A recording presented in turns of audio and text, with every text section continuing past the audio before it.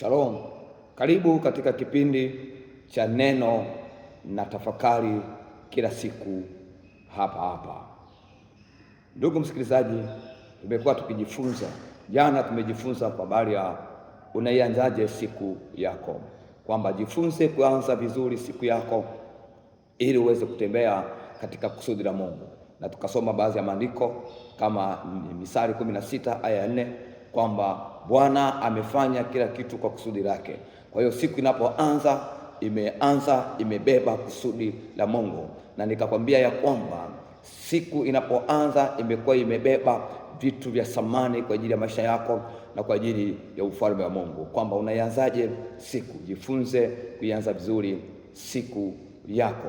Na kwenye kitabu kwenye waraka wa mtume Petro, waraka wa kwanza mtume Petro sura ile ya 5 na mstari wa 6, mstari wa 8 anasema kwamba muwe na kiasi na kukesha, kwa kuwa mshtaki wenu Ibilisi kama simba ungurumaye zunguka akitafuta mtu ammeze, nanyi mpingeni huyo mkiwa thabiti katika imani, mkijua ya kuwa mateso yale yanatimizwa kwa ndugu zenu walioko duniani.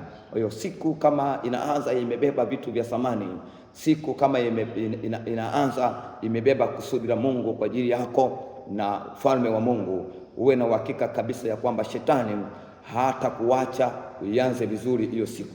Shetani hata kuacha uianze vizuri hiyo siku. Anazunguka shetani ili akuharibie, na maandiko yanatuambia kwamba tumpinge shetani tukiwa thabiti katika imani. Kumpinga ni mapambano, kumpinga ni vita. Leo tunataka tuingie sehemu nyingine, inasema ya kwamba silaha za vita vyetu. Tusome neno la Mungu ambalo linatuongoza katika ujumbe wa leo, ambao ni waraka wa pili wa mtume Paulo sura ile ya 10 waraka wa pili wa mtume Paulo sura ya 10 na ule mstari wa 3. Anasema, maana ingawa tunaenenda katika mwili, hatufanyi vita kwa jinsi ya mwili, maana silaha za vita vyetu si za mwili, bali zina uwezo katika Mungu hata kuangusha ngome, na tukiangusha mawazo na kila kitu kilichoinuka kijiinuacho juu ya elimu ya Mungu, na tukiteka nyara kila fikira ipate kumtii Kristo. Tuombe. Mungu wetu na Baba yetu wa mbinguni, tunakushukuru umetupa nafasi nyingine ya kuamka salama. Asubuhi ya leo tumeiona siku njema. Msikilizaji wangu huyu inawezekana anasikiliza yupo kazini tayari, yupo safarini, lakini Bwana tunashukuru wote tumeianza siku hii vizuri. Asante. Tunakuomba uweze kutafakarisha neno lako sahihi katika jina la Yesu Kristo. Amen. Ndugu msikilizaji, kama nilivyokuambia ya kwamba shetani hata kuacha uianze siku yako vizuri, utembee katika kusudi la Bwana, anazunguka ili akuharibie. Na andiko tulilolisoma hapa, waraka wa pili wa mtume Paulo sura ile ya 10 ule mstari wa 5, anasema ya kwamba tukiangushia kila kitu kilichoinuka. Kumbe siku inapoanza tu, ambayo imebeba kusudi la Mungu, ambayo imebeba mpango wa Mungu kwa maisha yako wewe na kwa ufalme wa Mungu, tayari shetani ameshainua upinzani, ameshainua vitu, ameshainua mabaya. Amesema kila kitu kilichoinuka kijiinuacho. Kuna vitu vimejiinua. Unaweza ukashangaa sema, nimetoka nyumbani vizuri, hapo nimefika ofisini, ghafla tu hali imebadilika, najisikia vibaya, ghafla tu naona mambo yamekwenda vibaya. Nini? Kuna vitu vimejiinua juu yako. Kuna vitu vya ufalme wa giza vimejiinua juu yako. Kuna vitu vimeinuliwa na shetani juu yako kuzuia mpango wa Mungu kwenye maisha yako, kuzuia usitembee katika kusudi la Mungu siku ya leo, kuzuia vile vitu vya thamani ambavyo Mungu ameviachilia kwenye maisha yako. Wewe unanisikiliza leo.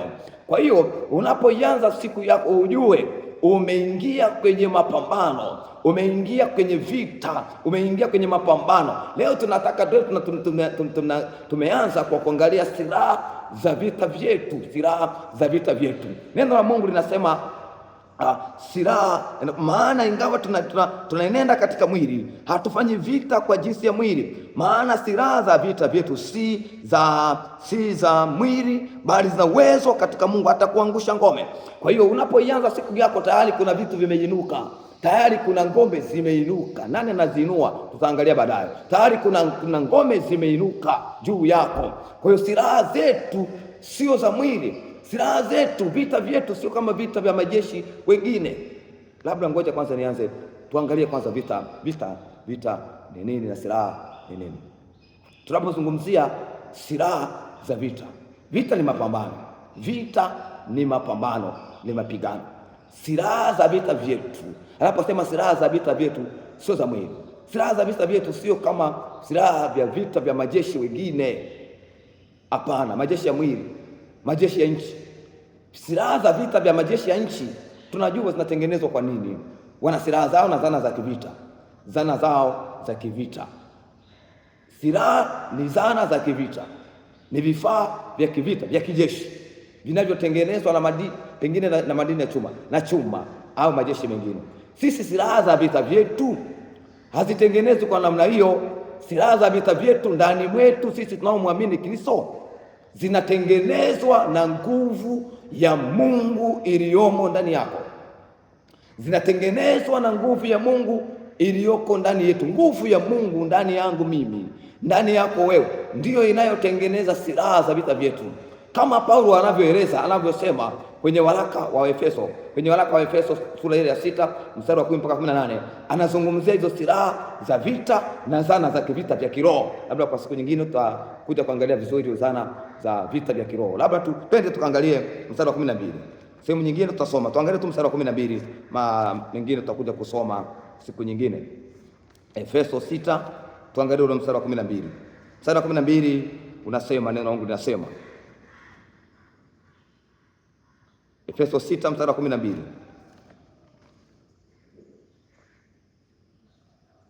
kwa maana kushindana kwetu sisi si juu ya damu na nyama, bali ni juu ya falme na mamlaka, juu ya wakuu wa giza hili, juu ya majeshi ya pepo wabaya katika ulimwengu wa roho. Kwa hiyo walioinua vitu ambavyo vimekuinukia wewe ni hizo ngazi za kitawala katika ulimwengu wa roho, hizo ngazi za kitawala, utawala wa shetani, utawala wa giza katika ulimwengu wa roho. Ametaja nini?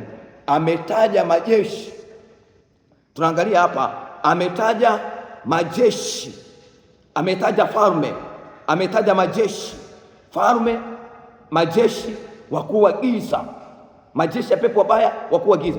Kwa hiyo walioinua hivyo vitu vya kuzuia kusudi lako, walioinuka juu yako kuzuia kusudi lako, ni majeshi, ni mamlaka, ni ufalme wa giza.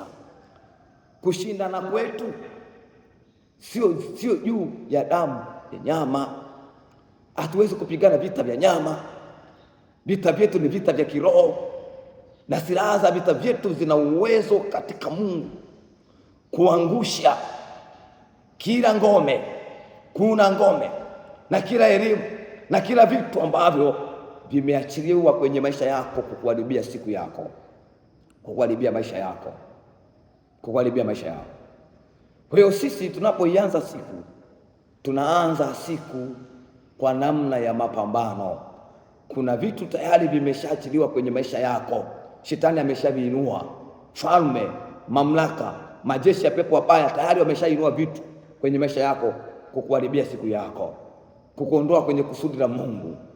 Wameshapanda vya kwao. Ili uweze kuianza siku yako vizuri, ni lazima uingie kwenye mapambano. Amesema mpingeni shetani mkiwa thabiti katika imani. Alafu akasema kwamba mkijua kwamba mateso yale atayatimiza na kwa ndugu zetu, kwamba vile alivyokuinulia shetani wewe, akapanda wa mabaya, akaachilia uharibifu, atayachilia mpaka kwa watoto wako, ataachilia mpaka kwa nyumba yako. Mpingeni shetani mkiwa thabiti. Silaha za vita vyetu zina uwezo katika Mungu hata kuangusha ngome. Ndio maana nikasema unapoianza siku, nilikutolea mfano wa ndege wa angani.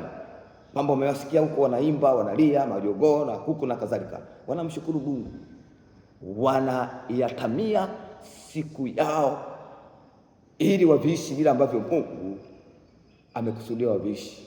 Unapoianza siku unaianzaje? Piga magoti, mshukuru Mungu, muombe Mungu, iombee, itabirie siku yako, mwambie Mungu kama ile Zaburi ambayo tumesoma, Zaburi ya 90 aya ya 17, utushibishe. Anasema kwamba na uzuri wa Bwana Mungu wetu uwe juu yetu. Mwambie Mungu, ninapokwenda katika kazi zangu, kwenye shughuli zangu, nitembee na wewe. Uzuri wako Bwana utembee na mimi. Uzuri wa Mungu ukitembea na wewe, kama Paulo alivyosema kwenye waraka kwa Warumi kwamba tuseme nini Mungu akiwa juu yetu, ni nini kitakuwa juu yetu? Uzuri wa Bwana Mungu wetu ukitembea na wewe, ukaanza na wewe, ukatoka nyumbani umefunikwa na uzuri wa Mungu, ukaingia ofisini kwako, hicho ambacho kimeinuliwa na majeshi ya pepo wabaya na falme za giza hakitaonekana kwako, kwa maana ufalme wake Mungu umekufunika, umekuongoza. Unaianzaje siku yako? Ianze vizuri. Siku yako unatakiwa uitabilie.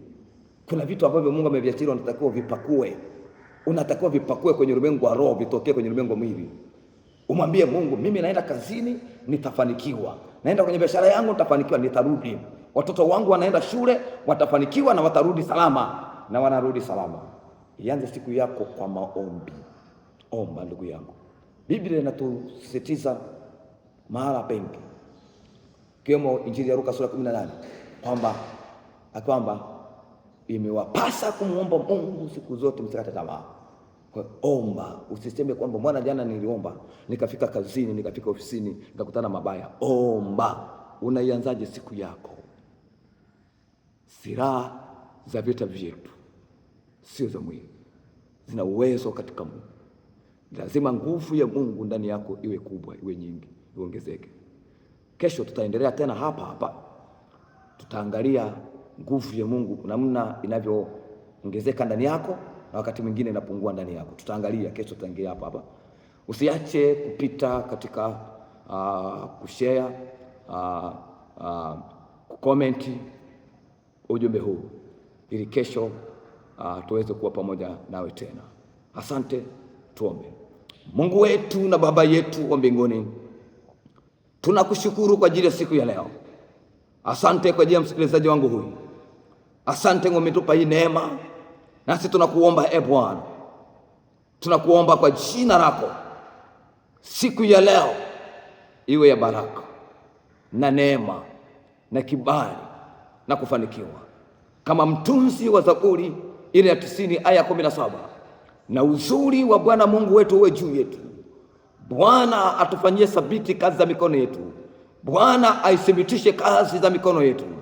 Nami ninaomba kwa ajili ya siku ya leo, namwombea msikilizaji wangu huyu anayenisikiliza. Bwana, ninaiombea siku yake leo. Bwana, uzuri wako uwe juu yake. Bwana, kazi ya mikono yake uithibitishe. Bwana, kazi ya mikono yako uithibitishe. Umthibitishe katika haki kibiashara, anapokwenda kwenye biashara yake. Umthibitishe katika haki ofisini kwake, anapoingia kazini kwake. Umthibitishe katika haki.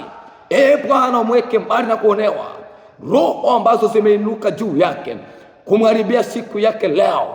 Mwingine akiingia ofisini anajiona hana amani na kufanya kazi. Akiingia ofisini mateso na matatizo. Akiamka Bwana anajisikii kwenda kazini. Mungu, hiyo roho iliyoinuliwa, pengine ni roho ya magonjwa, pengine ni vita vimeinuliwa vya kiroho, tunapinga katika jina la Yesu. Neno lako nimesema ya kwamba tumpinge shetani na atakimbia. Tumpinge kwa thabiti katika imani. Nami naachilia damu yako Yesu juu ya maisha yake. Naachilia damu yako Yesu kazini kwake. Naachilia damu yako Yesu kwenye familia yake, na kupangua mabaya yaliyoinuliwa, yawe ni magonjwa, ziwe ni nguvu za giza, ziwe ni nguvu za mizimu, ziwe ni nguvu za kipepo, katika jina la Yesu. Ufalme wa giza, majeshi ya pepo wabaya walioandaa mabaya, walioandaa ajali, walioandaa mauti ya ghafla, tunapinga katika jina la Yesu na kwa damu ya mwana kondoo. Walioandaa uharibifu kwenye maisha yake, wameharibu akili, wamemharibu kiakili, kisaikolojia, wamemharibu. Tunapangua kabisa uharibifu wa shetani. Shetani na kazi zako, toka kwenye maisha yake katika jina la Yesu Kristo. Amen. Mungu akubariki, uwe na siku njema. Asante sana.